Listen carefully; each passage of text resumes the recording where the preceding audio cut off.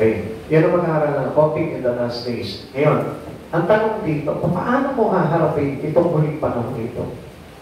Yan. Paano mo haharapin yung huling panahon ito kung mali ang pamumuhay? Kasi we need a right living. We need to have a righteous living. Kung mali ang pamumuhay, hindi mo talaga pwedeng iharapin itong huling panahon na ito dahil kung mali yung pamumuhay, so hindi talaga aakma yung pamumuhay mo, yung buhay mo sa pagdating ng ating Panginoon. So, masasabi po natin na mahirap po talagang harapin itong panahon na ito kung hindi po tayo handa. Kaya, tingnan po natin kung paano po dapat harapin ang panahon na ito. Baka mamaya, bihis pa po tayo. No? Tingnan niyo kung mabuti dito sa pag-aaral natin. Nakahanda na po ba kayo? Amen! O, tingnan natin. Papansin ko, habang pag last days po, yung paghuling panahon yung mga tinatapik natin, nawawala po yung mga kasama po natin, which is this very important lesson na dapat na matutunan po natin. Kaya kung hindi nyo maintindihan ito, unawain nyo mabuti as the Holy Spirit para maunawaan nyo. Okay? What a time to be alive. Ganda niya kasi buhay pa tayo. So nangangahulugan lang na ang dami pa, laki pa ng pagkakataon natin para maligtas tayo. Kaya huwag kayong matakot. Kasi kung mayroon po tayong desire na magbagong buhay at magbalik loob sa Panginoon, maganda yan. A big chances we have. Meron tayong malaking chances po na gawin na po kung ano yung nararapat. Okay? A time to fulfill prophecy. Mapapansin po natin lahat na fulfilled na. Isang bagay na lang, yung great event, which is the final event, the coming of Christ Jesus. A time of expectation. Yan, na-expect natin. Malapit na talaga dumating ng Panginoon. A time of open doors for sharing the gospel. Yun ang sinasabi ko sa inyo. Na may chances tayo na gawin para maligtas tayo at mapabilang tayo sa paghahari ng Panginoon, pagbalik ng Panginoon, pero hindi natin ginagawa. We must be all as a Christian part of sharing gospel. So kailangan tayong lahat. Walang isa man sa atin dito na nandito ngayon sa oras nito na hindi mag-share ng gospel sa maraming tao. And that was our work that we need to do. Kailangan natin gawin yan kahit wala kang alam pa ngayon sa Bible.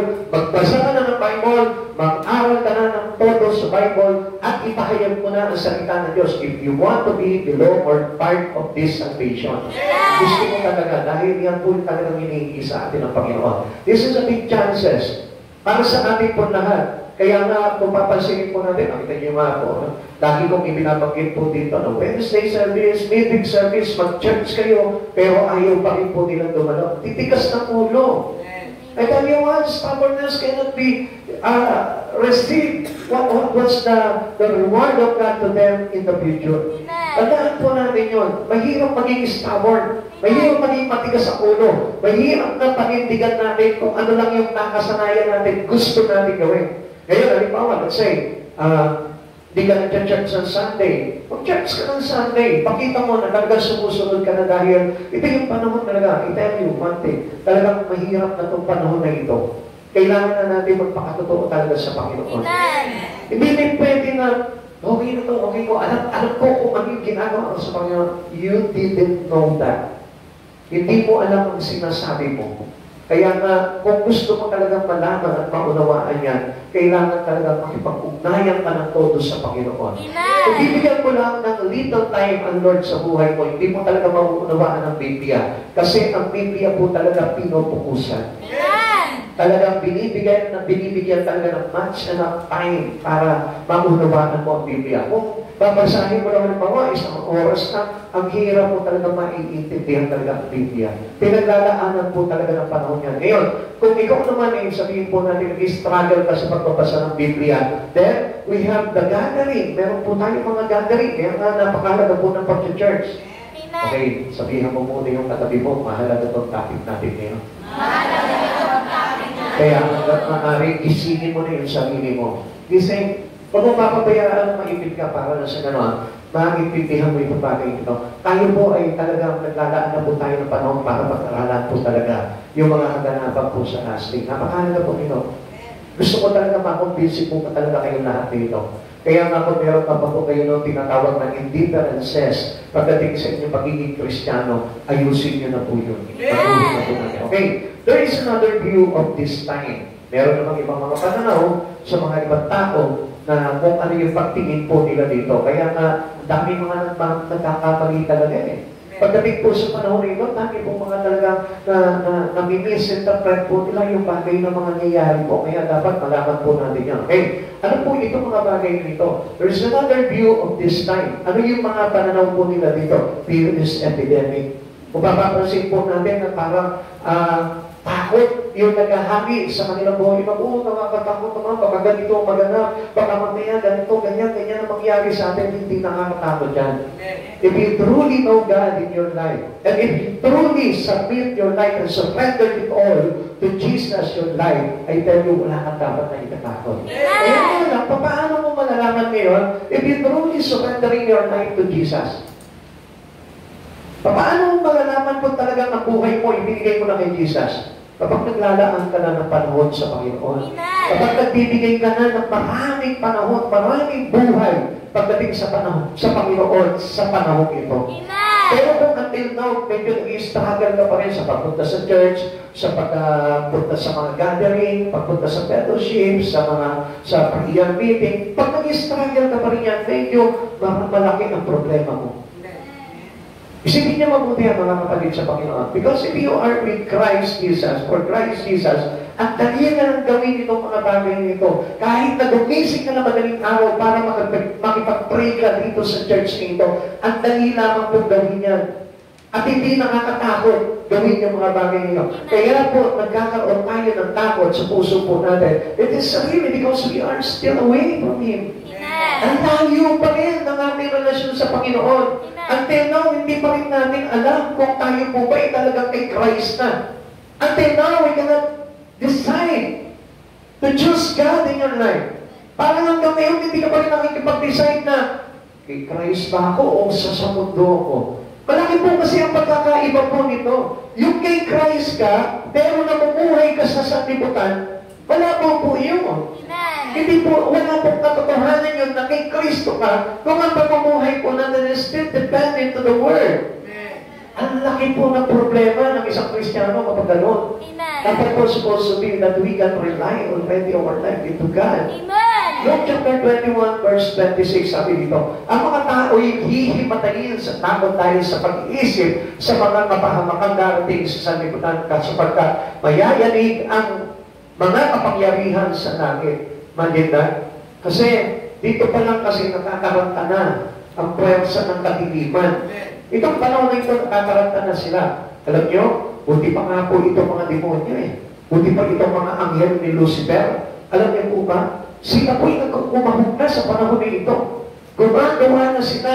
Tumatrabaho na po sila. Kaya nga, ang daming mga nadadaya. They are cheating every Christian. Alam niyo kung bakit? Kasi maikli na lamang yung panahon nila. Pero tayo po mga Kristiyano, tingnan niyo mabuti. Tayo po mga naniniwala kay Kristo until now. Hindi pa rin tayo gumagawa ng step natin para makapag-decide tayo na ibigay na yung buhay natin sa Panginoon. Kaya alam nyo, darating yung matinding takot sa puso po natin, sa buhay po natin, at walang magagawa po yun. Pag pinangunahan ka ng takot sa buhay mo, hindi ka na makaka-recover. Dahil pagdating po ng panahon na nakikita mo na yung mga pangyayari na yun na nakakatakot, wala ka na magagawa. And before it was happened, dapat ayos na yung kalagayan mo. Dapat bago pa mamula ang araw o magdilim ang kalangitan, dapat nakaayos na tayo. Para na sa ganon, yung takot mo mapapalitan po yan ng malaking pagkagalakan dahil alam mo na ililigtas ka ng Panginoon. Ano pa po ba yung ibang pananaw po dito? Tignan nyo mabuti, ha? Ito po talagang nagaganap na po sa panahon po natin ngayon. Ano pa po yung mga pananaw po ng iba dito? Moral standard. Pag sinabing moral standard, ibig sabihin, lumabagsak na yung kapinuan ng pamumuhay ng mga tao. Nawawala na sa kapinuan yung kaisipan ng mga tao. Ito po yung sinasabi po ng Biblia na yung mabuti ginagawa nilang masama, yung baluktot, ginagawa nilang matuwid, yung pong pangit, ginagawa po nilang maganda sa paningin po nila. Kaya kung mapapansin po natin, ang laki na po talaga ng pagkasira ng pamumuhay ng isang tao. Kaya nga kung mapapansin po natin, alam niyo po ba na many Christians family, they don't, hindi nila talaga mapagtuunan ng panahon ang Diyos, which is, they are Christian, pero hindi po po ba napapansin, yung kanilang pamilya hindi nila maitulak sa Panginoon, yung kanilang mga anak hindi nila maitulak sa Panginoon, yung kanilang sarili na naman, hirap pa nila na itulak sa Panginoon. Kasi nga po, nagkaroon tayo ng tinatawag na moral decline. Amen. Bumagsak na po talaga yung ating ugali, yung ating asal pagdating sa mga bagay sa Panginoon. Nakalimutan na natin yung kahalagahan nito. Alam nyo, mas matindi pa nga nung araw noong mga panahon ng mga Kastila. Noong time na binabalikan ko po yun, tingnan ko kung ano po yung culture po during Spanish era dito sa Pilipinas. Alam nyo talaga, sila talagang kalimitan ang mga kababaihan ng araw sa kanila, lagi pong laman ng simbahan. At meron po silang tinatawag na devotional time for God. Kaya nga lang po, medyo mali po yung kanilang, mali po yung kanilang pinaglalaanan ng kanilang mga ginagawang pagpupuri. Pero alam nyo, napakaganda po sana nyo kung itong panahon na ito'y ginagawa natin yun through Christ Jesus. Kaya nga mag-isip po tayo ngayon. Ngayon, parang nilalagay na natin sa isang tabi, bahala ng Lord kung anong gawin. Lord, gusto ko magbasa ng Bible, pakibasa mo na lang para sa akin. Lord, gusto ko magsimba, pakisimba mo na lang ako. Lord, gusto ko na humayo, umangay. Lord, pakilakay mo na lang ako. Ganun na po tayo ngayon. Inuutusan na lang natin ang Lord sa buhay po natin. Kaya, ang laki ng pagkakamali na ngayon ng mga tao sa kanilang pamumuhay. Na sa tingin po nila yung pamumuhay po nila sa mundong ito, ay talagang okay naman sa ating Panginoon. Which is not true. Mali-mali talaga.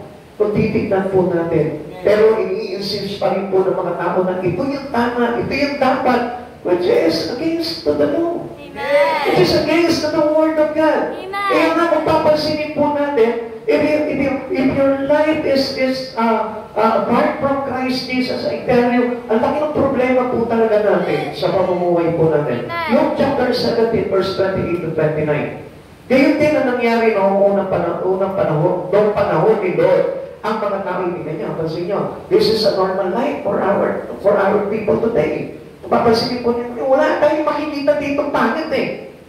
Pansinin niyo mabuti, open up your spirit, para makita niyo yung sinasabi ko sa inyo na meron tayong falling moral standard. Tingnan niyo ha, gayon din ang nangyari noong panahon ni Lord, ang mga tao ay nagsisikain. Ano ba masama dyan? Nagsisiinom, bumibili, nagtitinda, nagtatanim, at nagtatayo ng bahay. Ano ba masama niyan?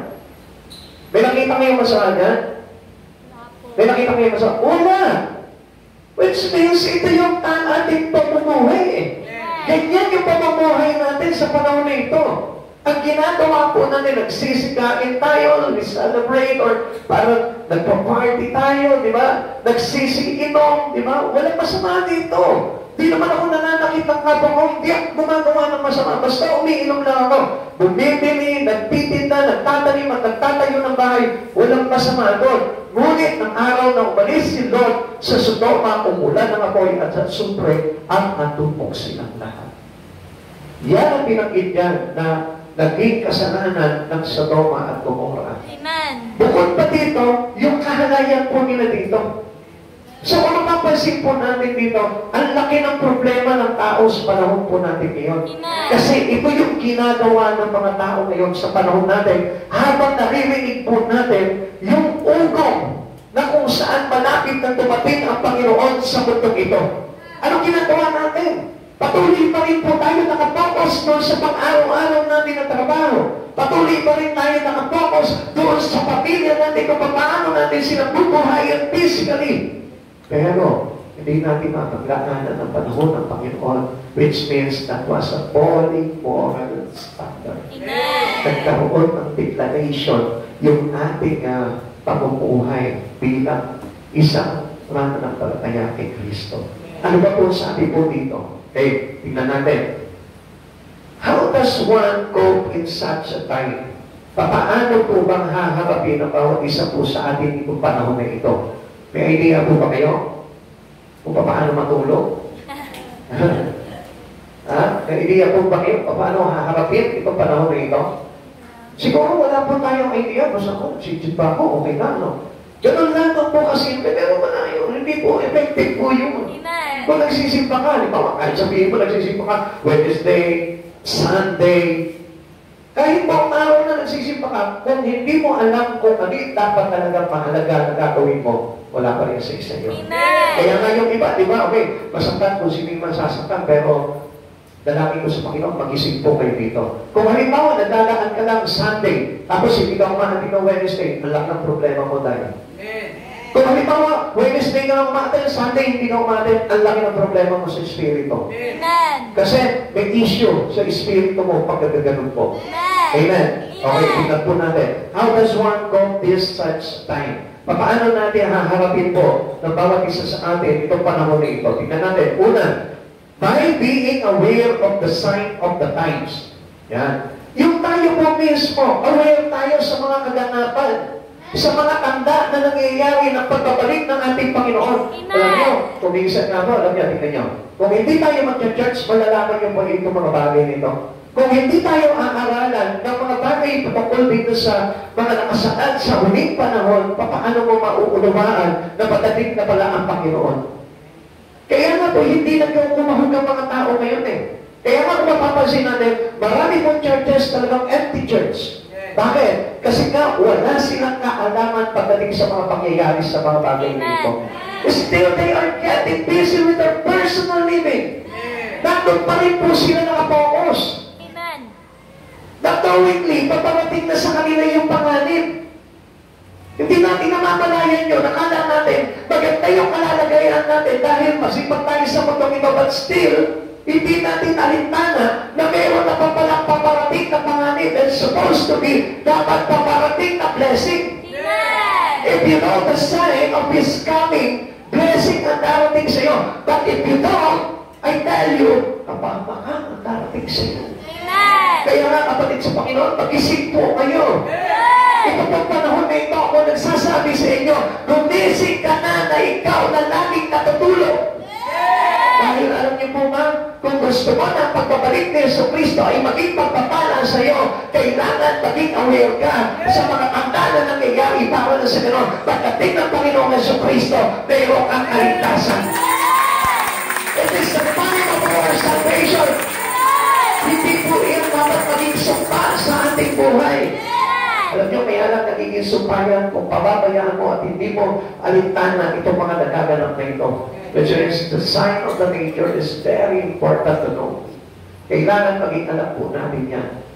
At huwag po tayong papakabahan po sa mga bagay nito. Dahil gusto ko na malaman po ninyo, every true Christians must be aware.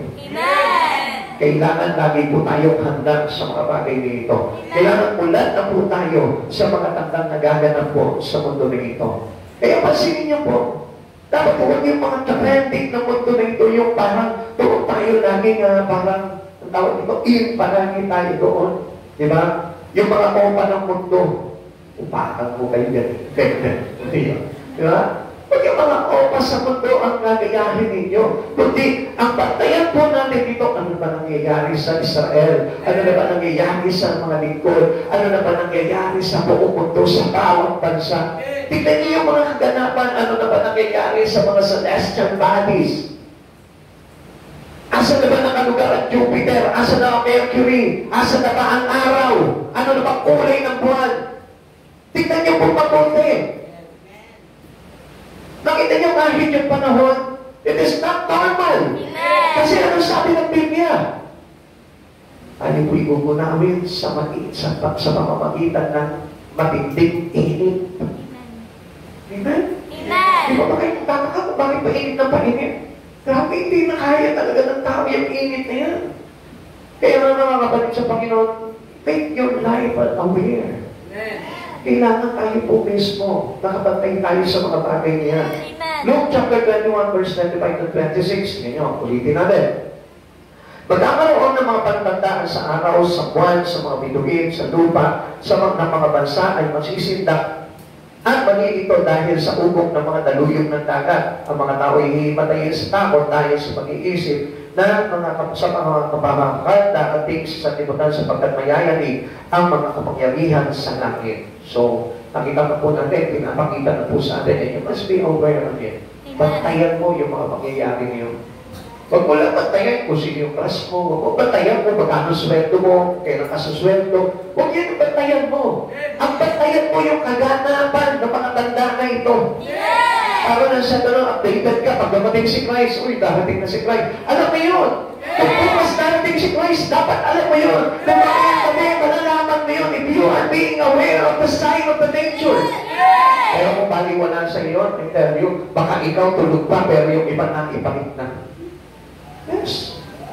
Akala niyo po ba, hindi po ganun ang mangyayari? Kaya nga, sabi ng Lord, marat lang tayong isip. Amen! Ano ba yung isip? Tinatapangan natin? Hindi tayo natutulog? No. It is a spiritual awakening. Ibig sabihin niya, gisingin mo na yung natutulog mong espiritu. At malaman mo kung gaano kahalaga si Jesucristo sa buhay mo. At gaano kahalaga ang pag-church. Gaano kahalaga ang pagbabasa ng Bible. Gaano kahalaga ang pakikinig ng salita ng Diyos. Gising, gising. Amen. Gising dapat hindi tulog. Ang sabi mo sa tabi mo, gising dapat hindi tulog. Gising dapat hindi tulog. Sige, tignan mo. Paano makikita ang araw na pumupula kung tulog ka? Pahalit na tulog ka. Amen? Paano mo malalaman na nakikita mo na yung kalangitan ay nag-iiba na po ng anyo? Amen? Amen. Kaya nga po, ang sabi niya po dito, dapat po tayong nagiging mapagmasid. Ang ibig sabihin niya, nakabantay po tayo sa mga kaganapan. Amen. Tanongin mo nga yung katabi mo, nakabantay ka ba sa kaganapan? Nakabantay ka ba sa kaganapan? O sabihin mo sa kanya, nag-church ka ba? Nag-church ka ba? Sunday, nag-church ka ba? Sunday, nag-church ka ba? Nag-church ka na para maging aware ka. Nag-church ka na para maging aware ka. Ay, isipin nyo, tingnan nyo mga kapatid sa Panginoon. Ito po, malaki pong talagang problema ito. Imagine yung pag-church na kahihirapan tayo. Paano pa mababantayan ang kaganapan niya? Siyempre, wala kang alam niyan. Bakit? Kasi hindi na-aaral ang Biblia. Paano mo malalaman yung kung hindi ka nag-church? Gusto ko, nagbabasa ako ng Biblia. Paano ka sasamahan ng Diyos? Kung yung mga bagay pa lang na sinasabi niya sa iyo na dapat ginagawa mo ay hindi mo ginagawa. Naiintindihan mo? Amen! Anong ibig katabi mo? Naiintindihan mo? Naiintindihan mo. Namahalaga ang pag-church. Namahalaga ang pag-church. Hindi lang Sunday, hindi lang meeting service. Kung magdagdag pa ang Lord sa atin ng Tuesday service, Thursday service, grab mo yun. Kung ano talaga mapaghahandaan ng Panginoon. Alam niyo, mga kapatid sa Panginoon, diretso na po ngayon. Kasi malapit ang dumating ang Panginoon. Kung hanggang ngayon, walang mahalaga sa iyo, kundi yung negosyo mo, trabaho mo, pag-aaral mo, ay tell you, may iiwan ka. Amen! Amen? Amen! Totoo po yan. Kung wala ka pinag-alagahan sa buhay mo, yung mga bagay lamang sa pagmundo, ay tell you, alam niyo na po yun. Nagsisikap ka ukol sa mga bagay sa laman. Kaya anong aanihin? Kamatayan. Kamatayan. And how can we be aware to the sign of the nature kung nandun ka nakapokus? O halimbawa, ito yung mga trabaho mo, ito yung mga paperworks mo. Yun lang yung malagi mo nire-review. Sales namin ngayon, ganito yung sales namin. Uy, bumagsak yung sales namin. Uy, bumagsak yung sales namin. Uy, makukulang sa ganito. Paano makikita yung tanda na wala na pala yung langit, ikaw nakatingin na pala sa sales nyo. Amen? Focus on Christ. If you focus on Christ, I tell you, hindi mahirap na mapabilang sa paghahari ng Diyos, dumating man ang Diyos. Amen! Just like in the nation, tingnan po natin kung ano po yung mga tanda sa bawat bansa. Israel a nation. Sa oras na ito, may alam ka na ba tungkol sa Israel? Diba? You must know what was really happened to Israel. You must know what is Israel. Kailangan alam mo yan. O yung magpakita po sa Israel. Pilipino po eh. Di ba ganyan po yung katuwiran natin? Wala naman ako doon. Ang pakita ko doon. Di kahit nag-iwahin nyo. Di ba na sila? Basta ako, ligtas ako. Di ka maniligtas. Amen. You need to be watchful. Amen. Amen? Amen! May kinalaman ba ang buhay mo sa Israel? May kinalaman ang buhay mo sa Israel. So ito pa naman, may pag-isip na po talaga tayo. At kailangan din po talaga maintindihan to. Okay, siya po yung tinatawag na victory sa talinhaga ni Jesus. Amen? Mamaya mapakita po natin yan. Ang Israel, siya po yung sinisimbolo ng victory. What is victory? Ha? Uno ng igos. And all the trees, which is the nations that is related to the prophesied nation. Amen. Kung ano yung mga bansa na ito? Hello, mga kapatid sa Panginoon.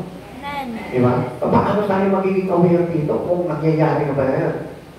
Kung mapapansin po natin, kung bakit ganito, yung Iran ngayon, binobomba itong Israel na ito. Because of the prophecy. Amen. They are part of the prophecy. Yung pong Iran, part po yan. Amen? Amen. Mangyayari yan. At may mga susunod pang bansa. So doon pala kailangan aware na po tayo doon. Amen. Eh minsan, basta ako nagninegosyo ko, basta ako tatrabaho ko, pakialam ko sa kanila. Basta wala nang babagsak na bomba dito, walang missile dito na babagsak, okay na sa akin yun. Basta masarap ang luto ko, okay na yun. Basta maganda yung trabaho ko, okay na yun. I tell you one thing, pagdating ng araw, sakal ka. Amen. Amen. Amen. Asians prophesied praises on the world stage. Lahat po yan, mga bansa talaga na mayroong kinalaman po talaga. Sa pagbabalik ng Panginoon, makikita niyo maglulunga ng inyong mga yan. Magugulat kayo, ito pala yung tinutukoy sa Biblia, ito pala yung magiging labanan sa Gog at Magog. Yung po pala yung mga nalabas doon ng mga tanda kung sino yung maglalaban-laban pagdating ng araw. Amen. Amen? Amen. Luke chapter 21 verse 29 to 30. At sinabi sa kanila ni Jesus, ang isang talinhaga, tingnan niyo ito. Tingnan ninyo ang puno ng igos at iba pang punong kahoy. Kapag nagkakadahon na ang mga ito, alam ninyong malapit na ang tag-araw. Sige, tinutukoy dito ang Israel at yung ibang mga nasyon na kabilang sa mga pinoprofesiya. Amen. Yung punong igos, yung po yung Israel, at yung ibang punong kahoy, yung po yung iba't ibang bansa na naihula. So ngayon po, hindi natin napapansin, yung mga naglalakihang bansa na ito na makapangyarihan, meron po silang kinalaman dito sa pagbabalik ng ating Panginoon. Meron silang part, meron sila kung sa halimbawa sa palatuntunan. Nagagampanan po sila, kaya hindi tayo magtataka kung kasali dyan ng Russia, kasali dyan ng China, di ba? Kung kasali yung mga bagay na yan, or yung mga Islam country, yung mga Muslim country sa paligid po ng Israel. Kasi po, nakasama po yan sa hula. Amen. Ayun, siguro, pakialam na sa sinasabing pastor yan, may pakialam na. Kasi may ginalaman yan sa kaligtasan din natin. Kaya nga, ang dapat mong gawin sa oras ito, if you want to be aware to what was really happened into Israel, mag-pray ka. Mag-ibakap ka ng Israel, ipanalangin mo palagi ang Israel, araw at gabi, lahat ng pagkakataon, ipanalangin mo ang kaligtasan ng Israel, sapagkat si Israel ay walang iba, kundi ikaw rin. Amen. Yung nagtinutukoy doon, yung bayang pinili ng Diyos yung Israel. So, sa mga tuwid, dahil pinili ka ni Jesus bilang Kanya, ikaw na ngayon si Israel. Amen. Kaya may kinalaman ka, kung dinidikta po sila ng Islam ng Iran, may kinalaman po yan sa kaligtasan mo. Kaya huwag kang matutulog. Sabi mo sa kanabi mo, huwag kang matutulog. Dapat maging mapanalangin ka. Ano pa po ba yung mga nakikita po natin dito? Yung pati ang tawag ng technology to monitor world commerce. Wow, high-tech. Yung tanaw ng technology natin ngayon, nakakaiba na. Dati, ang gamit natin mga transportation, kalabaw, kalesa. Tuwan-tuwa ka ngayon, ang ganda na.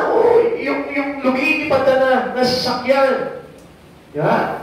Dati, yung pera mo, di ba? Ang baho-baho man, pero ngayon, hindi ka na humahawak ng bills. Ano na hawak mo ngayon? Card. Amen? May Gcash ka na ngayon. May credit card ka na ngayon. Kung ano-ano mga card na yung hawak mo ngayon. And then later on, chips na. ang gagamitin mo. At yung chips na yun, siyempre, baka mawala kasi maliit na, ipapasok na natin doon sa kamay mo o kaya naman sa noo mo para hindi na mawala. Di naman nanakaw sa inyo yun. Wow, high-tech. Di ba? Kaya ano mangyayari niya? Pahayag chapter 13 verse 17, at walang maaaring magtinda o bumili malibang siya ay may tatak ng pangalan ng halimaw o ng bilang na katumbas ng pangalan iyon. Gandang pakinggan eh. Sa totoo lang, ang ganda eh. Tatapat mo na lang eh. Magbubukas ka ng kotse, itatapat mo na lang yung kamay mo, bubukas na yung kotse. Magbubukas ka ng rep nyo, yung pa rin ang gagamitin mo. Pupunta ka sa mga department store, sa grocery, tatapat ka na lang sa cashier, itatapat mo, bayad ka na. Yung mga sweldo nyo, doon papasok na rin yun. Ang ganda naman. Hindi ka na malutumutan. Hindi ka na maiisnat siya. Tapos ang cellphone mo, alam mo, nandito na rin. Hindi mo na hawak-hawak, nakakangangit. Habang nagtatry ka, di ba? Bawal mag-cellphone. Ang magiging cellphone mo niya, nandito na. Ganun katindi. Bakit? Sa isang tawag lang sa iyo ni Satan, go na. Kaya nga tayo, stubborn tayo sa lute. Why? Kasi train up na tayo ni Satan na maging masunod sa kanya.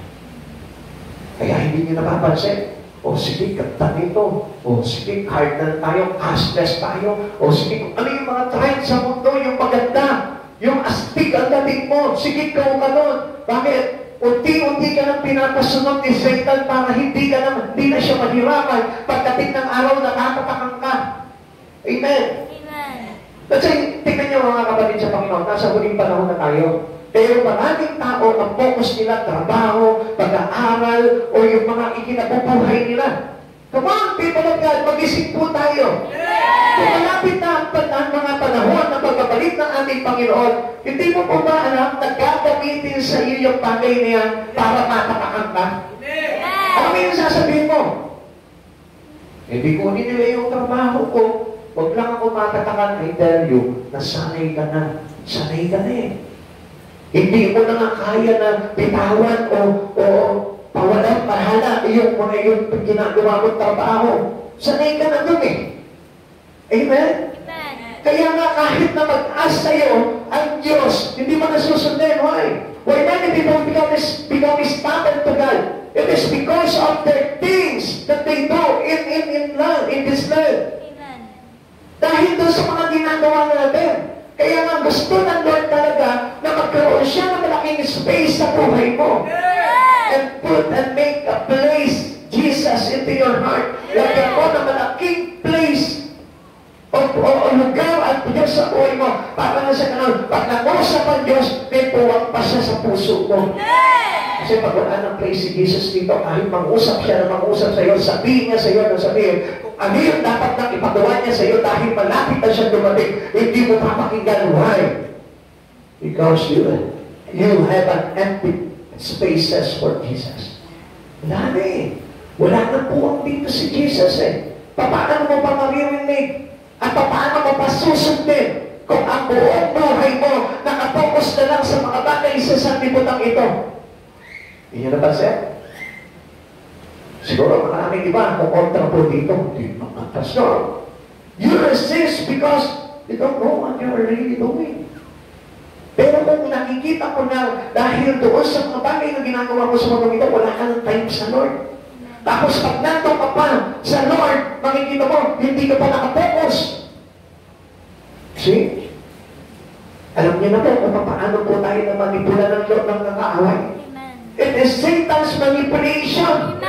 Na kahit na umatin ka ng gawain, hindi na pumapasok sa isipan mo yung mga bagay na itinuturo na Lord. You know why? Alam niyo kung bakit? Dahil wala nang space dito ang Lord. Pansinin niyo po ang cellphone mo. Kung full memory na yan, hindi ka na pwedeng magpasok ng ibang apps dyan. Hindi ka na pwedeng mag-download. Hindi ka na pwedeng mag-upload. Hindi na natatanggapin. Ganon din po tayo. If we are being full in many things in Satan, I tell you, wala nang papasok sa iyo. Kaya nga, Medyo bawasan mo na yung apps mo sa buhay mo. Bawasan mo na yung mga bagay na ginagawa mo. Bawasan mo na yung kaabalahan mo. Para magkaroon pa rin ng space si Jesus sa buhay mo. Makapasok pa rin yung pangungusap ni Jesus sa iyo. Amen. Kaya nga, pansinin mo, kahit na sabihin mo, mag-church ka ng Sunday, hindi nakakalam sa kanya yun. Kahit sabihin mo sa kanya, magbasa ka ng Biblia daily. Morning devotion, hindi natatalab sa kanya yung bakit? Wala na eh. Full memory na. Kaya nga bawasin mo. Kung puno-puno ka, nagkaabalahan sa mundong ito, bawasan mo. Dahil ang diablo talagang itinatakap niya talaga ang magagandang bagay sa paningin ng tao para malunod ka sa mga bagay sa kabunduhan. Amen. Amen. Amen. Amen. Mas malaki ang takot ng tao dito na hindi na siya makapagtinda, hindi na siya makapili, hindi na siya makakain.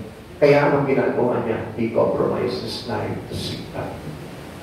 Siyempre, hindi naman magpapakilala si Satan na ako si Satan, so di mo itong ginagawa ko. No. Maaaring magpapakilala siya as your boss, as your friend, and sometimes as your parents. Hindi niyo alam. Hindi naman siya magpapakilala. O di ka tatataka ng tao sa salita niya.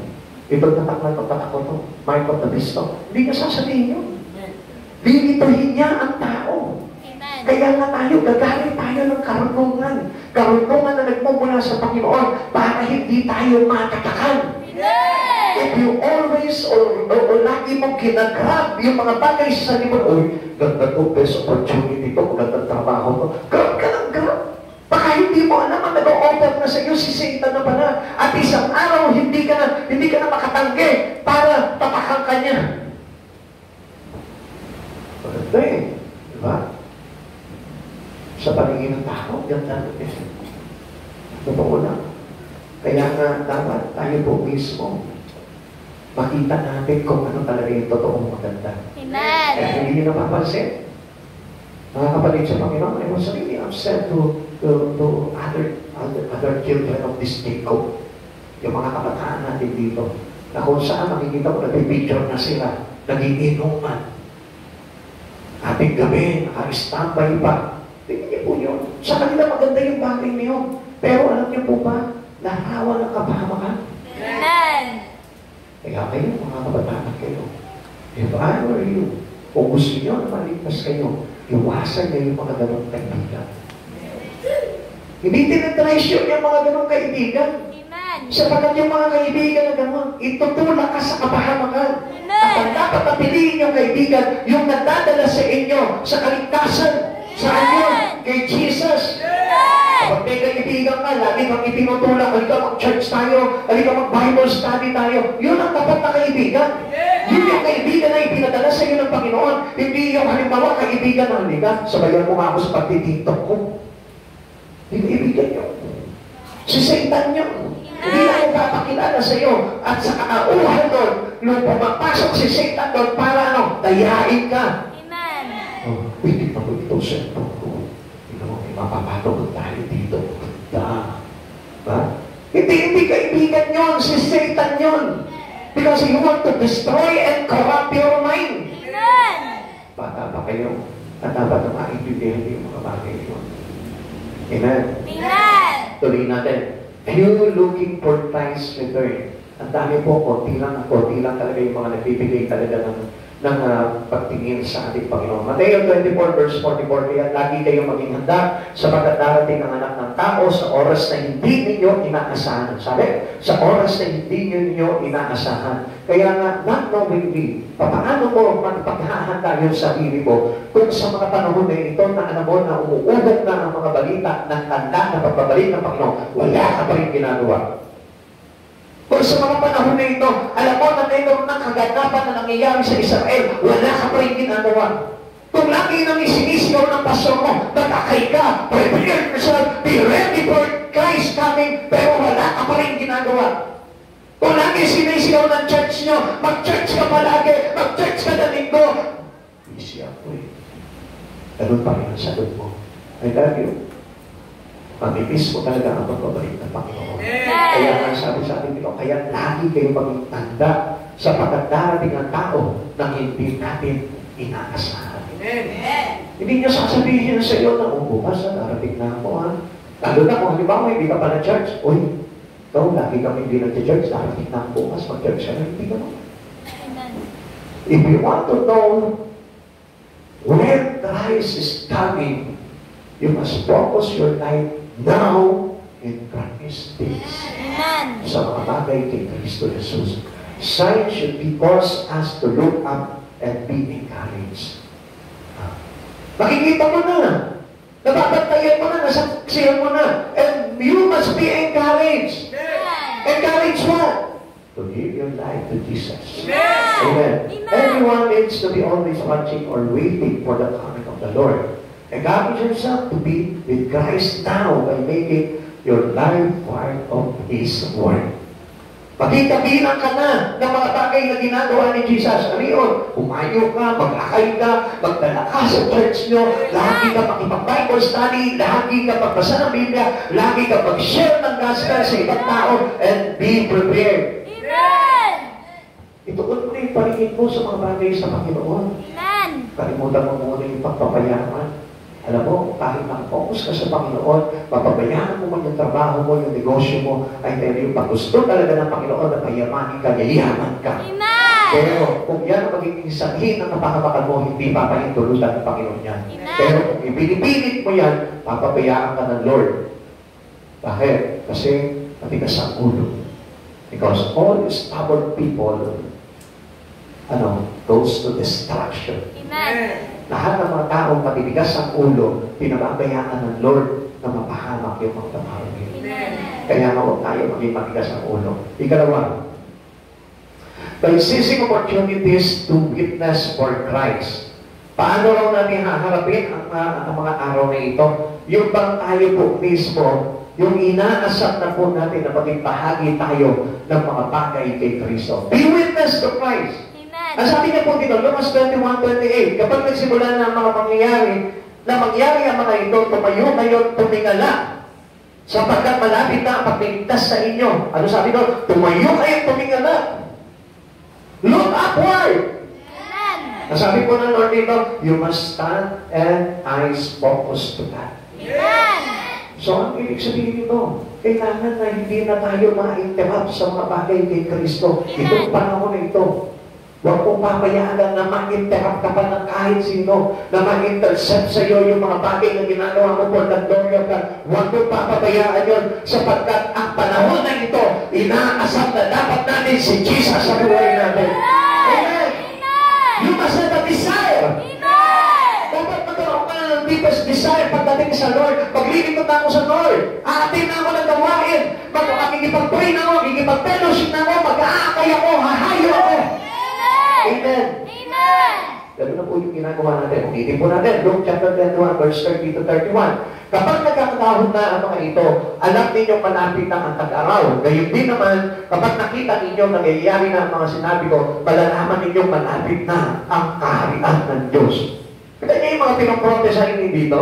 Yung mga sinasabi ni Christ na tanda ng pagbabalik niya, nangyayari na po ngayon. Ang ibig sabihin niyan, malapit na maghari ang Panginoong Diyos. Amen. Hindi pa tayo naniniwala doon samantalang si Christ na yung nagsasabi sa amin na kapag nagaganap na, nangyayari na ang mga sinasabi niya sa atin, ibig sabihin, malapit na dumating ang Panginoon. Amen. Sabihin mo sa katabi mo ngayon, malapit na dumating ang Lord. Malapit na dumating ang Lord. Pakisabi mo ulit sa kanya, gumising ka, malapit na dumating ang Lord. Gumising ka, malapit na dumating ang We Lord. are to witness until He return. Kailangan na po tayo maging saksi niya hanggang sa pagpangito niya. Kaya ito pa na, itong oras na ito. Amen.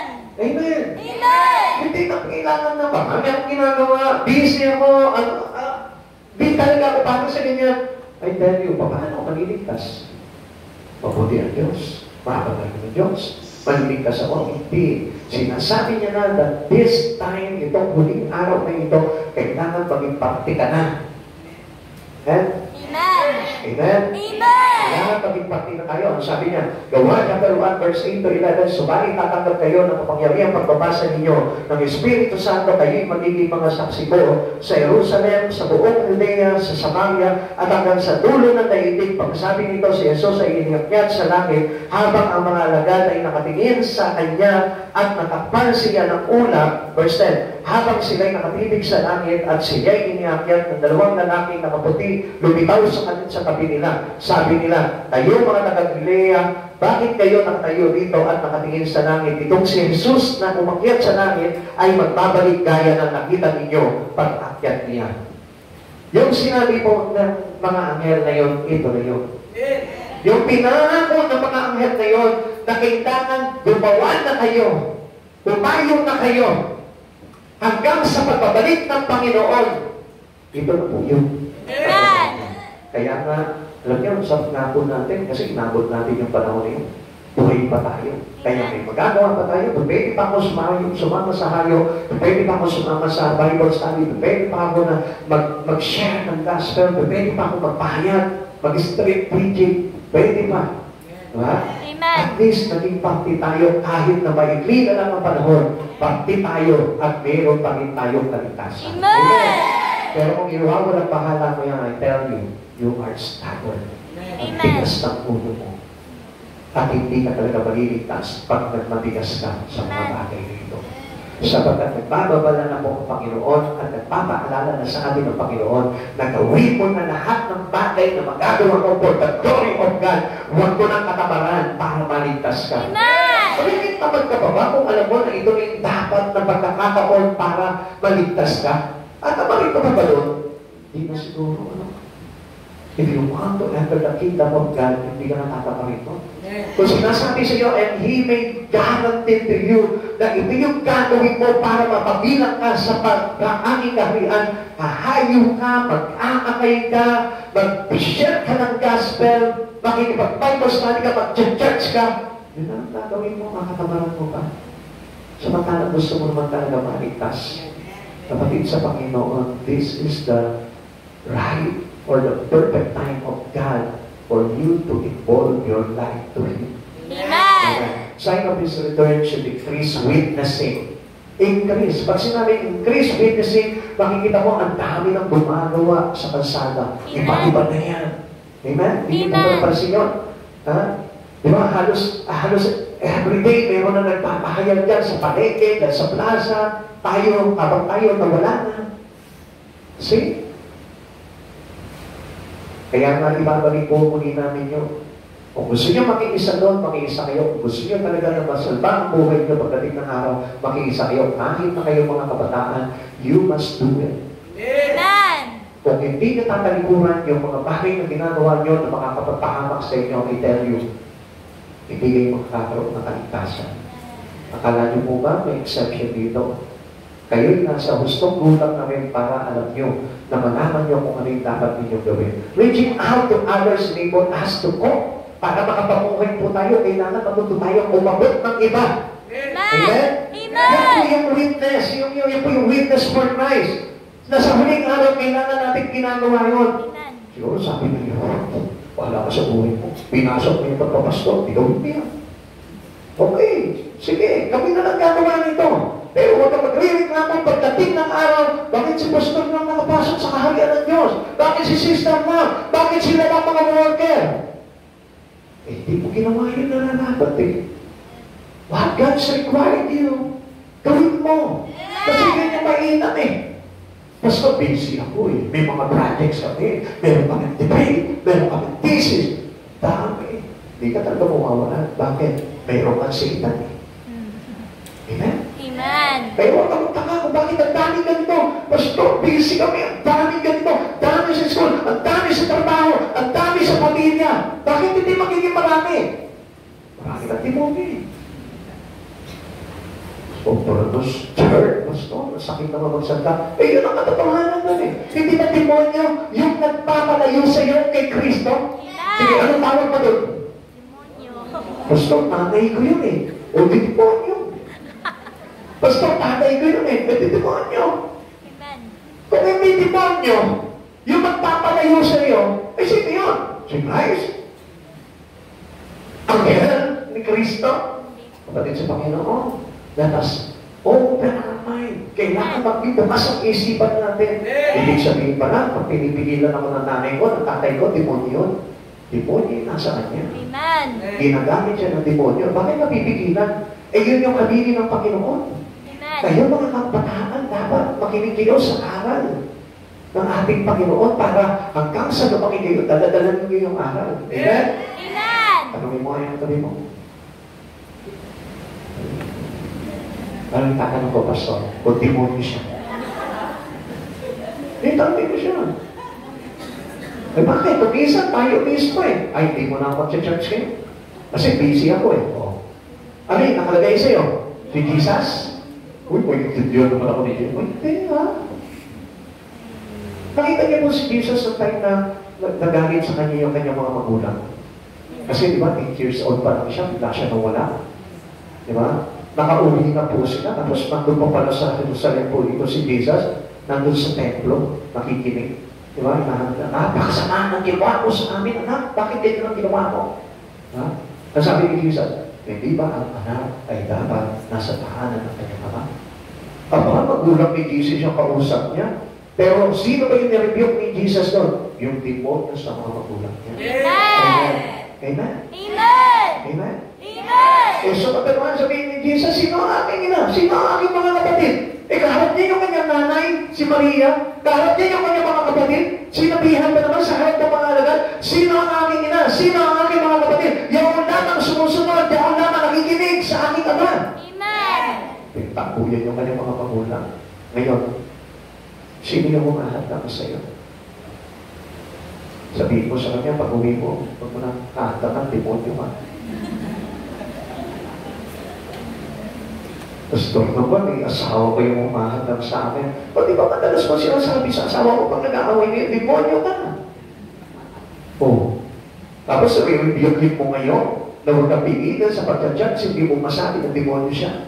Di ba kapag hindi nag-i-try ka sa iyo ng sweldo, ang sinasabi mo, demonyo talaga itong tao nito. Di mo na maisip yan, may pamilya siya. Ha? Natatawa ko siya.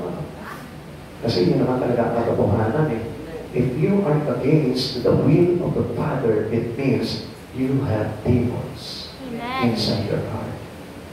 Kapag ni-resist yung espiritu mo sa mga bagay na tinuturo sa iyo ng Panginoon na ikabubuan ng kaligtasan mo, demonyo o mapapakita yun. Amen? Amen. When serving, we don't focus on our problem.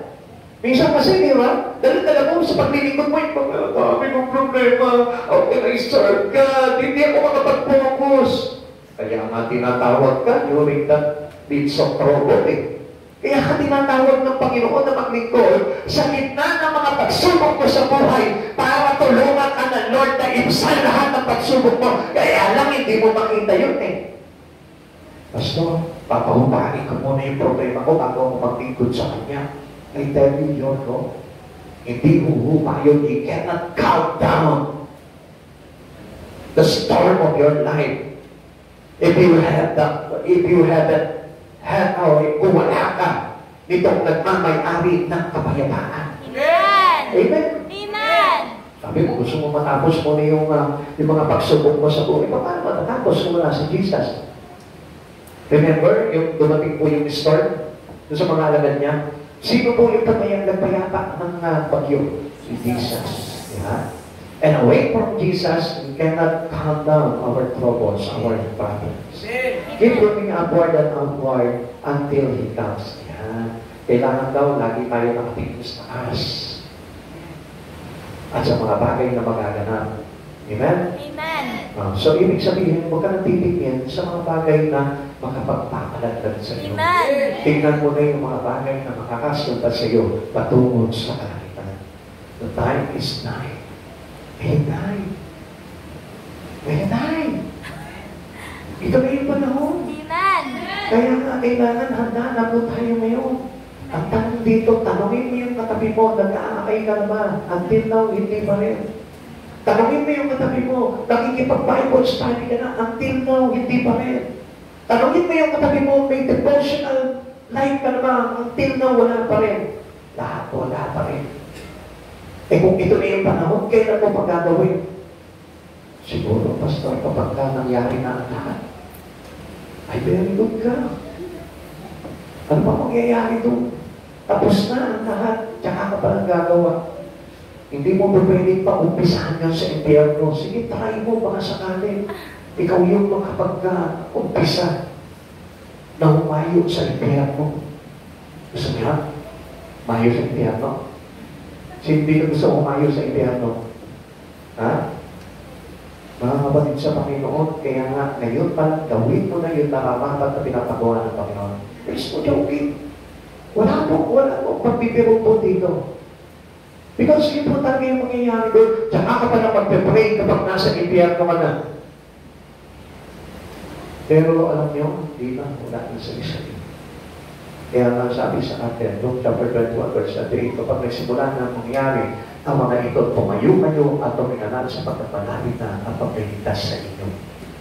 Kaya nga, ihanda natin yung mga sarili natin. Focus on Christ. Amen. If you want to get ready, focus on Christ. Amen. Not into other things but in Christ. Amen. Sabi mo sa kanila mo, not into the other things but in Christ. Not to the other things but in Christ. Palitin mo sa kanya, hindi ka pinakinggan eh. Papayag ka ba noon? Sinasabihan mo, hindi ka lang hindi siya nakikinig. Palitin mo sa kanya. Not to other things but in Christ. Ay, iniisnag ka, paano niya pakinggan? Tanungin mo na lang siya, gusto mo maintiyan, no? Ano sabi niya? Handa na siya?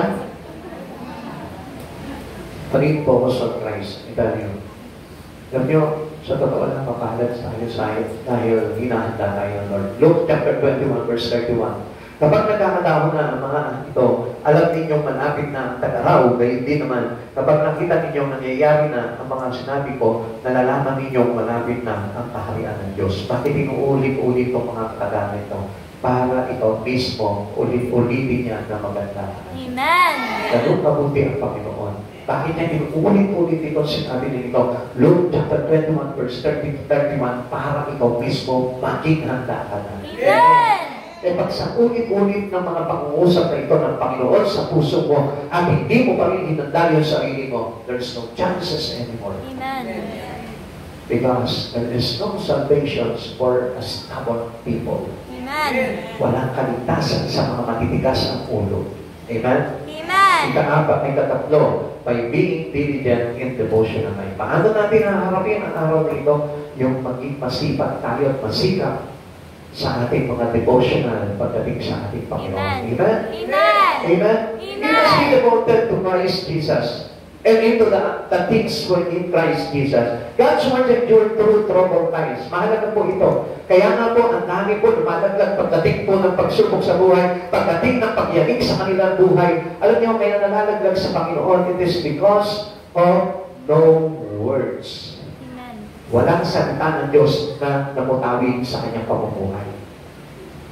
You must have devotional life according to the words of God. Ang salita ng Diyos ang magpapatibay po sa atin.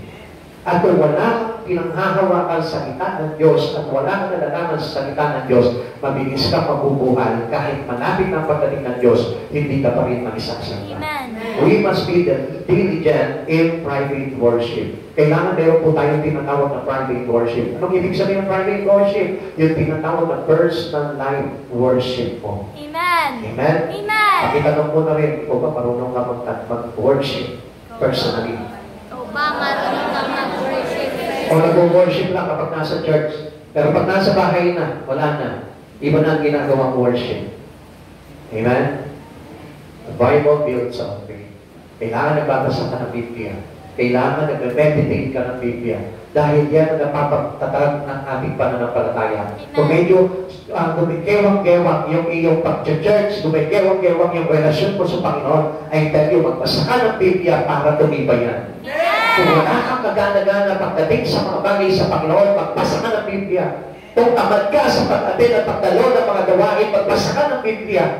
Kung ayaw mo na gumawa sa Panginoon, magbasa ka ng Biblia, makikita mo, magiging matatag yung pananampalataya mo at yung pananampalataya mo ang magtutulak sa iyo para gumawa ka para sa ikararangal ng Panginoong Jesus. Romans chapter 10, verse 17. Kaya ang pananampalataya ay bunga ng pakikinig at ang pakikinig naman ay bunga ng pangangaral tungkol kay Kristo. So sa madaling salita, kung hindi ka dadalo ng gawain ng Panginoon, wala kang mapapakinggan. Amen. Listen, mga kapatid sa Panginoon, Pastor, marami dyan nangangaral sa labas. Listen, oo nga, marami nangangaral sa labas ng street preaching. Eh kung sa church pa lang, hindi ka na nakikinig ng salita ng Diyos, kailan mo sila pakinggan sa palengke? Kailan mo sila pakinggan sa plaza? Kailan mo sila pakinggan sa radyo? Kailan mo sila pakinggan sa social media, sa cellphone mo? Hindi mo sila papakinggan sapagkat sa church nga, hindi ka marunong makinig. Paano mo papakinggan pa ito sa ibang bagay? Amen? Naintindihan? Yun po yung katotohanan doon. Kaya nga dapat tayo na lagi po tayo nagbabasa ng ating Biblia para na sa ganon, lalo tayo tumatag sa pananampalataya. Sa pagkakapakikinig ng salita ng Diyos, nagpapatibay ng pananampalataya ng bawat isa. Kaya maging masipag po tayo. Be diligent in our worship to God. Kaya kailangan lagi tayo ng personal worship sa Panginoon. We must be diligent in private worship by the Bible gives us from sin. Na kapag tayo nababasa ng Biblia, tayo po'y inilalayo sa kasalanan. Amen. At di mo napapansin, kung bakit parang, ba't di ba bibigil sa akin kung hindi itong kasalanan na ito? Di mo napapansin? Samantalang dati, di ba, pagka gusto mo gawin yung isang bagay, gagawin mo, wala kang pakialam kahit magkasala ka. Pero ngayon, bakit ka pinipigilan? Ayaw ko ah. Gusto ko to, pero hindi mo magawa. Alam niyo bakit? Because of the words of God. Amen. And that words is the Spirit of God. At kapag pumapasok sa iyo sa pagbabasa mo, ang salita ng Diyos, papasok sa iyo, yung Espiritu ng Diyos, at yan yung magpoprotekta sa iyo para hindi ka makagawa ng kasalanan. Amen? Amen.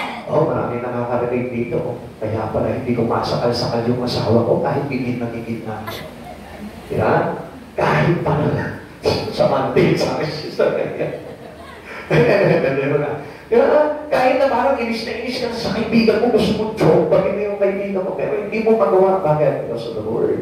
Because of the Spirit of God. Diba? Kahit na yung chismos ang kapitbahay mo, gusto mo lang batuhin ng bote, hindi mo magawa. Bakit? Because of the Spirit of God. Amen. Yun yung pumokontrol sa iyo. Amen? Amen. Nakita niyo na. Diba? Dati, naku, sa isang iglap lang, pakita mo, lumilipat na yung kamay mo. Diba? Tatandaan niyo na wala pa kayo sa Panginoon. Ha? Pakita mo, nakahablit ka na agad sa buwan ng kaaway mo. Diba? Ganun po tayo ng araw, eh, diba? Isa, nasipa mo na, natadyakan mo na, alam pa, dapat mo na ng bote, diba? Nakapagbalos mo na. Pero nung time na nagpapasa ka ng Biblia, yung Espiritu ni God, pumasok sa buhay mo, at yun yung nagsasabi sa iyo, no, stop that. It is sin. It makes you in hell. Galing na, no? Yun ang may tutulong pag meron tayong tinatawag na private worship. Hindi lang yung pakitang tao ka pagdating sa church, grabe ka mag-worship. Sobra ka mag-worship. Pero pagdating sa bahay, wala ka lang ginawa. Cellphone na lang. Cellphone. Wala kang ginagawa. Diba? O kaya lipat sa kapitbahay, chismis. Wala yung private worship. O galihin po natin yung kahit yung mga kabataan. Diba? Pag nasa bahay kayo, kahit na nagsusolo, bitawan niyo muna yung cellphone niyo. Taputin ang Biblia. At magtyan. Ay, hindi pa na magbasa. Yeah. Kasi minsan parang yun eh. Pero mga kabataan, di ba? Dahil sa sobrang cellphone, umawak na ng Biblia. Tapos hindi scroll daw. Kala niya, cellphone pa rin yung hawak niya. Yeah. Hello? Kaya nga, gusto ko talaga na ilayo ka sa kasalanan pagkasama natin dito. Private worship is very vital. Awit na 119 verse 9 to 11. Tingnan niyo po ito mga kabataan. Ha? Para nang sa ganun, makita niyo kung bakit ini-involve tayo ng Lord sa Panginoon. Paano mapapanatiling malinis ang pamumuhay ng isang sino mang tao sa kanilang kabataan sa pamamagitan ng pagsunod sa banal mong kautusan kung puso ang hanagkong sa mahigit at paglingkuran? Huwag mo ako'y pahayaan sa utos mo ay sumuway ang banal mong kautusan sa puso mo iingatan upang hindi magkasala laban sa iyo kailanman. Yeah? Yun ang mag-iingat sa atin para hindi tayo makalaban sa Panginoon. Amen. Because in sinning, ang ibig sabihin niya, nilalabanan ang Diyos sa buhay mo. Kaya nga, you must have conviction when sin is coming. Amen? Amen. Kaya nga, tingnan mo mabuti. Excited ka pa rin ba sa mga bagay na ginagawa mo masama? Hindi ka pa rin ba nakukundik? Ang ibig sabihin nun, kulang ka sa words of God. Amen? Amen. Amen. Amen. We must be diligent in finding worship. Paano? We must read the Bible and pray daily. Yung pagbabasa ng Biblia, mahalaga yan. At pagpapray araw-araw. Nakita nyo nga lang kanina. Di ba? Nag-ask ng prayer sa atin yung ating kapatid. Di ba? Tapos ako rin, makisama na kasi ang sama ng pakiramdam ko talaga kanina eh. Wala mo lang tumugon. Hinard lang. Wala mo lang, Pastor, I pray in Jesus' name that you will be healed completely. Wala man lang. Nasabihan mo lang yung isang tao dyan. Tsaka pa lang nagsabi, Pastor, in Jesus' name. Kaya sunod-sunod na sila. Mga kapatid sa Panginoon, it is our devotional. It is our practices as a Christian. Ginagawa natin yun. Dapat nga ginahanap natin kung sino yung mga kapatiran po natin na mayroong karamdaman. Sino po ba dito yung parang nalulugmok sa kasalanan, nalulugmok sa pagkahumaling, sa mga espiritu. Dapat nga po pinapanalangin natin yun. Ano po talagay po natin? Bakit tayo naglingkod sa Panginoon?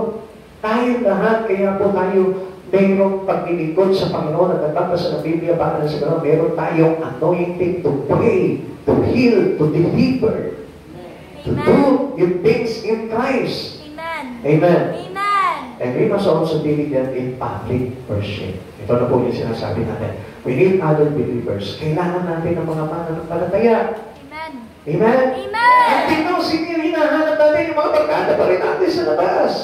It is our poor spirit. Pagka ganun po, papalit po tayo, we are not poor in the spirit. Ibig sabihin po nito, yung espiritu natin, ako, grabe pa rin ang kalagayan. If we choose to enjoy our fellowship with unbelievers, I tell you, you have poor spirit. Amen. That's why we need the fellowship of the saints. We need to gather every brothers and sister in Christ. Yun yung dapat na lagi na natin kasama sa mga panahon na ito. Bagay sa Panginoon, huwag ka maingit dahil marunong silang uminom. Huwag ka maingit dahil nanginigariyo sila, nagbe-vape sila, nakakalakwatsa sila, napupuntahan nila lahat ng mga bagay na gusto nilang gawin, nakakapaglakwatsa sila during the night, the nightlife sila. Huwag kayo maingit doon. It is the sign that that person is sown in hell. Pagka gano'n ang kalakaran po ng isang tao, gano'n ang lifestyle niya, soon, makikita ko nasa impyerno yun. Amen. Amen. Ayaw, mayroon din. Ayaw po ba tayo doon? O, until now, hindi. Until now, baka nakikita pa rin natin mabuti ito, wala nang ginagawang masama. Then, may problema ka sa iyong espiritu. You have a poor in the spirit. Kaya nga, keep your life close to other believers. Kailangan niyo marami ka ng best friend ng mga manggagawa ng Panginoon. Kailangan niyo marami ka ng best friend ng mga pastor, ng mga sister in Christ, brother in Christ. Yun ang dapat yung mga kasama mo. Hindi yung patay, gawa pa rin ang kalokohan, gawa pa rin ang kasamaan, ang kasalanan, enjoy ka pa rin, nakikipaghalak-halak ka pa rin sa kanila, nakikipagsabayan ka pa rin sa kanila, sa kalaswaan ng mga sayaw, ng mga awitin. Come on. You have a poor in the spirit. And we cannot notice the coming of Christ. Di natin talaga malalaman ang pagbabalik ng Panginoon. Kaya gising po tayo doon, mga kapatid sa Panginoon. We must diligent in public worship, especially in the last days.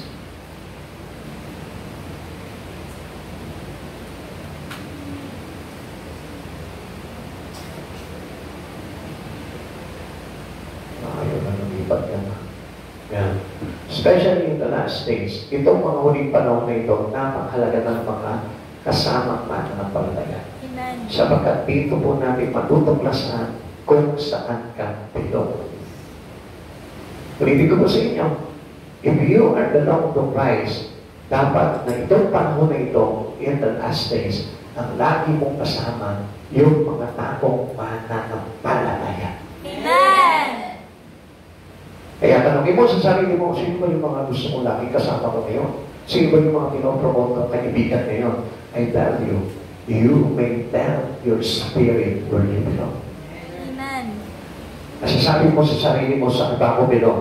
Kay Christ ba ako belong? pero hindi naman yung mga kapatiran ang kasama ko, hindi naman yung mga believers of Christ ang kasama ko, hindi ko naman nakakasama yung pasto ko, hindi ko naman nakakasama yung brothers, sisters sa church ko.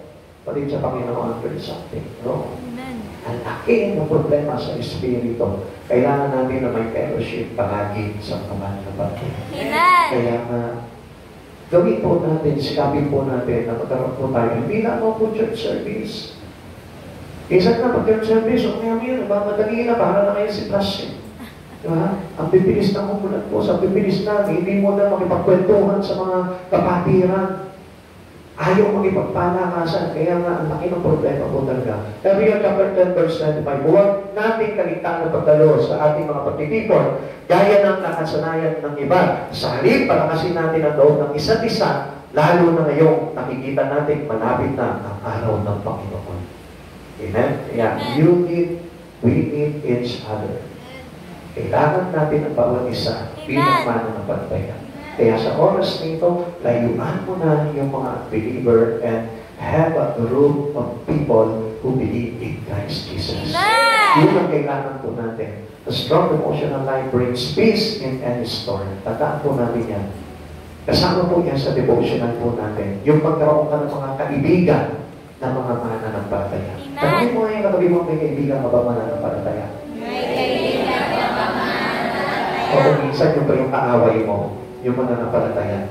Pero ang kaibigan mo, yung hindi sumasampalataya sa Diyos. O minsan, yung pa yung mga masarap mong kasama palagi sa araw-araw, yung hindi nananampalataya, yung hindi nag-church, yung hindi nakikipag-fellowship sa Panginoon, yung hindi nakikinig ng salita ng Diyos. Pero yung mga tao, na talagang nanay Kristo, yun ang hate na hate mong palaging kasama. Saan kasama ng mga tao na laging nagpapalakas sa iyo sa Espiritu? Yung laging nagsasabi sa iyo, go with Christ, raise up your spirit, praise Jesus, serve God. Yun po yung mga masarap kasama. Kaya tingnan nyo, excited kayo. Pag nandito kayo sa church, tingnan nyo, bilang na bilang ang mga ngiti, bilang na bilang ang mga hagit-hit. Bakit? Kasi detail ang mga tao sa church. Amen? Kaya nga, malungkot pagpapalit ng church. Pero, pagpasok sa school, pagpasok sa trabaho, pagpunta kay best friend, tuwan-tuwa. Parang bulating inaasinan. Nakita na kayo mga bulating. Ano? Kaya kung mga kapatid sa Panginoon, if you are belong to Christ Jesus, ang kagalakan mo ngayon, yung katabi mo. Ang kagalakan mo ngayong lugar, itong church na ito. Ang kagalakan mo ngayong pag-usapan, walang ibang kundi ang salita. And this is our devotional life, great peace in the midst of storm. Kaya tayo lagi malungkot eh. Kaya pagdating ng problema sa atin, wala. Lumpok tayo. Kaya lagi tayo dinarag na ng mga pagsubok sa buhay. Bakit? Wala ka ng kagalakan. Hindi ka na nagagalak na makipag-fellowship sa mga believers. Hindi ka na nakikipag-mabutihan pagdating sa salita ng Diyos. Now, when to begin applying these principles? Kailan? Kailan mo kaya i-apply ito sa buhay mo? Pagkatapos ng lahat, pag nagunaw na ang mundo, pag nandyan na ang Lord, bumababa na, sakay ng kanyang kabayo. Kapatid sa Panginoon, this is the great time for us to do everything that we heard today. Mga kapatid sa Panginoon, gawin mo na ang nararapat. Kung tinatamad ka na, bagay mo ang sipat mo.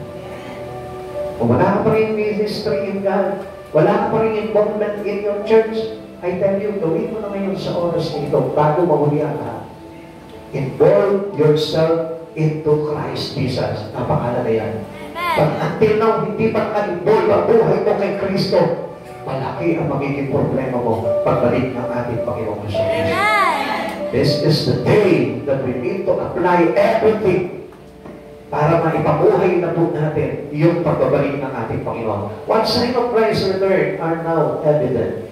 May nakikita ka na. Kahit na ikaw sa sarili mo, meron ka nang nakita, napansin, dapat na malapit na talaga dumating ang Panginoon. Every believers must have the evidence of Christ's return. Kahit ikaw nakaupo dyan, kahit bata ka pa, Gusto ko malaman kung may nakikita ka ng tanda sa pagdating ng Panginoon. What are you doing about it? Yan ang tanong dyan. Kung meron ka ng alam na ebidensya ng pagbabalik ng Panginoon, ang tanong, anong ginagawa mo? Bilang isang saksi ng ating Panginoon, anong ginagawa mo? Are you working with your personal own? Or with Jesus now? Content ka na ba ni Jesus ngayon?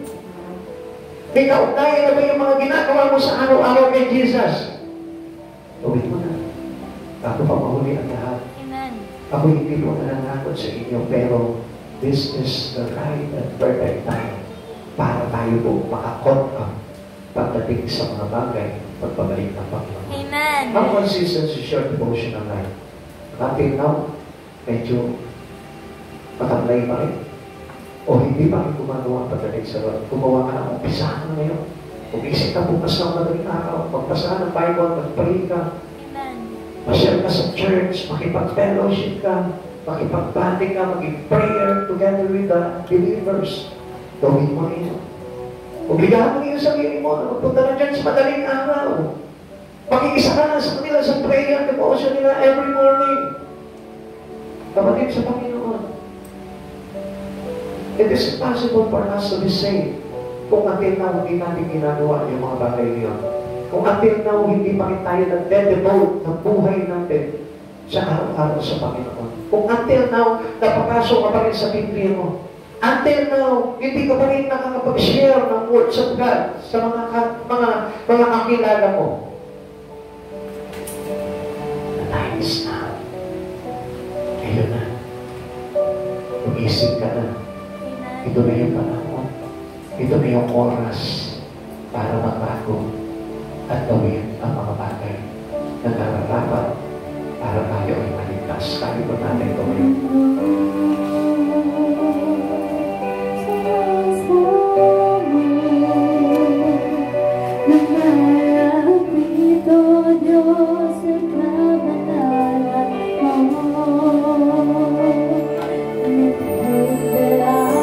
Bagay na pwede natin gawin for the glory of God as a part of our devotional life in Christ Jesus. Pwede sa oras na ito, kausapin mo yung mga kapatiran dito.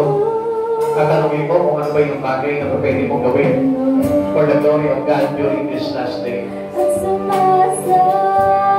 Pwede mong i-involve yung sarili mo into World Churches Ministry we have here. Pwede ka mag-dancing ulit. Pwede ka mag-worker. Pwede kang sumama sa mga Bible study. Umayo, umakay na mga kakilala mo. Pwede kang sumama sa magtatayo ng mga church. Pwede ka maging nag-isa sa lahat ng bagay nito if you wanted to. Pero kung ayaw ko, mahihirapan ka talaga gawin ito. Sapagkat the day is now. Ito na yung panahon. Paano kung until now busy ka pa rin? Paano kung until now struggle ka pa rin pagdating sa pagcha-church mo? Halos nahihirapan ka pa rin magpunta sa church? Halos nahihirapan ka pa rin buksan ang Biblia mo? Kapatid, sa oras na ito, napakadali ng pinagagawa ng Lord. Bakit hindi mo i-try? In your working place, pwede ka mag-preach. In your friend, pwede ka kumakay. Sa iyong mga kaklase, sa iyong mga katrabaho, sa iyong pamilya, sa iyong mga kaibigan. Pwede, pag-ministry mo, ikat yan. Para lang sa Panginoon, makabawi ka sa Panginoon sa mga panahon na ito. At mabilang ka para kay Kristo. And I pray right now before God, to break our stubbornness in the Spirit, para makagawa tayo ng nalalaman sa Panginoon. Isahan mo na sa oras na ito. Huwag kang manginaya sa mga kaibigan mo at believer. Huwag kang manginaya sa mga ginagawa mo na naman sa Panginoon.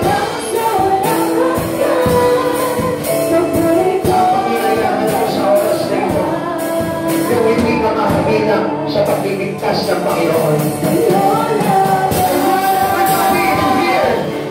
In Jesus' name, I want every one of us to serve the Lord abundantly.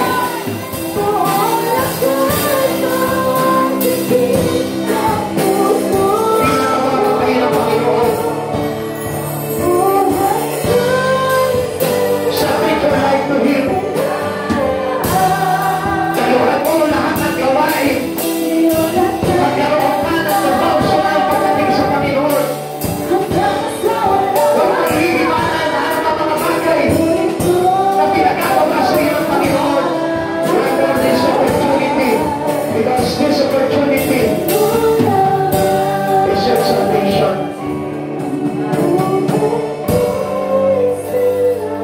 Until now, may talento ka sa pag-awit, pero hanggang ngayon, hindi mo pa rin siya naawitan.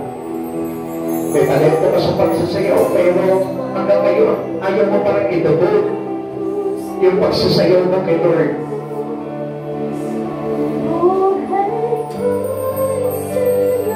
Hanggang ngayon, pala kaibigan ka, marami kang kaibigan.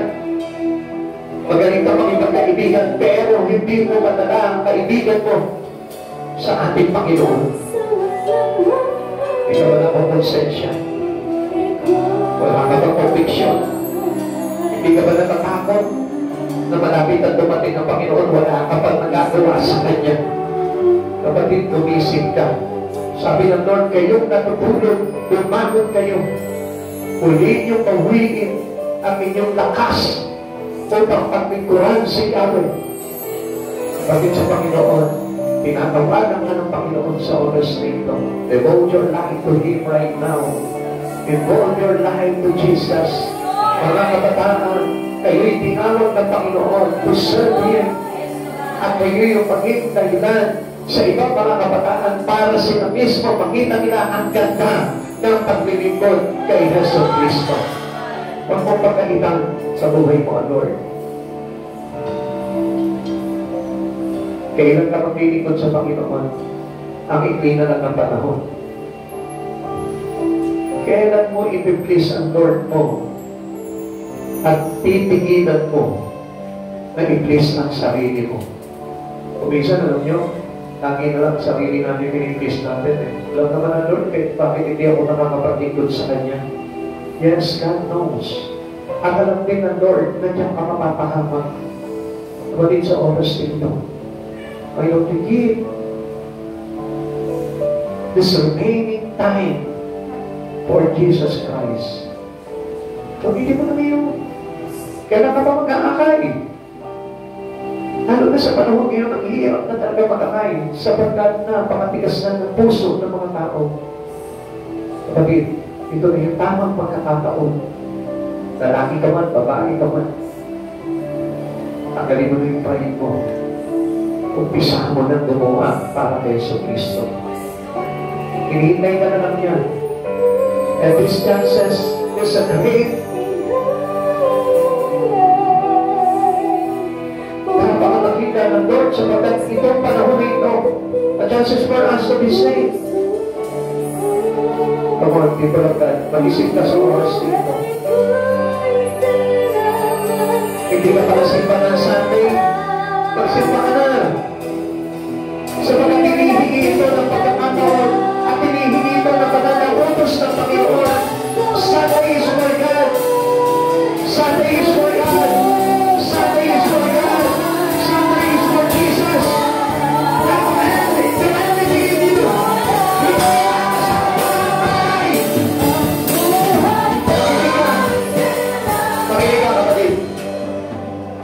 Binigyan man ng 6 na araw ng Panginoon, ibabasa ka Diyos para magtrabaho ka. Ilaon mo naman din yung Sunday mo para sa Kanya. Sapagkat ito yung hinihiling na Kanyang kautusan. Ipangilin mo ang araw ng pamamahinga. And you need to worship God during Sunday. Sapagkat Christ resurrected on the Easter Sunday. Kapatid sa Panginoon, imagine na, tayo ay nagkaroon ng buhay. ng araw ng linggo na ipinibigay sa atin ng Panginoon bilang pagkabuhay niya. Tapos hindi mo maibigay sa Panginoon. Kapatid sa Panginoon, ang pinakamahalaga pagsamba ay yung pagsamba natin during Sunday. Kung nag-church ka man ngayon, Wednesday, hindi ka nag-church ng Sunday, dahil may trabaho ka, o kung ano man yung bagay na ginagawa mo, into your family, into your plan, or what activities you have on Sunday, itigil mo yan. Sapagkat Sunday is for Christ Jesus. Not only Sunday, but daily. Pero, yun po yung pinakamahalaga sa lahat. Kaya nga sa oras na ito, kapatid, huwag ka naman dalawang isip. Malugi ka man ang araw ng Sunday, kung ibibigay mo naman yan sa Panginoon, I tell you one thing, hindi ka papabayaan ng Diyos. Bukod sa pagpapalain ka ng Lord, ililigtas ka pa niya. Kaya nga, every time na gumagawa tayo sa Panginoon, there is always a reward. Tandaan po natin yung mga kapatid sa Panginoon. Kaya nga, kung wala tayong gawa sa Panginoon, how can we receive the reward from the Lord kung hindi ka gagawa? Kapatid, ang lahat ng mga gumagawa sa Kanya ay may gantimpala. At ano itong gantimpala na ito? Gantimpala ng buhay na walang hanggan kasama niya sa Kanyang kaharian. At sa oras nito, sa pangalan ng Panginoong Jesucristo, iniisip ko po ang bawat espiritu po ninyo ng lingkod kayo sa Panginoon sapagkat malapit na lumalik ang Panginoon sa mundo ito. Tayo po'y manalangin sa Panginoon. Ang maraming Diyos, napapasalamat po ako sa buhay nito, Lord. At patuloy po kami pinapaalalahanan, binabalbalaan, Panginoon, sa mga bagay nito, Lord, sapagkat nais mo na maligtas sa bawat isang God. This is not a joke, Lord. Alam po namin, Panginoon, na hindi na biro ang mga bagay na nagaganap na ito. At sa lanang amin, Panginoon, Lord, kailangan na po namin talagang ihanda ang bawat sarili po namin.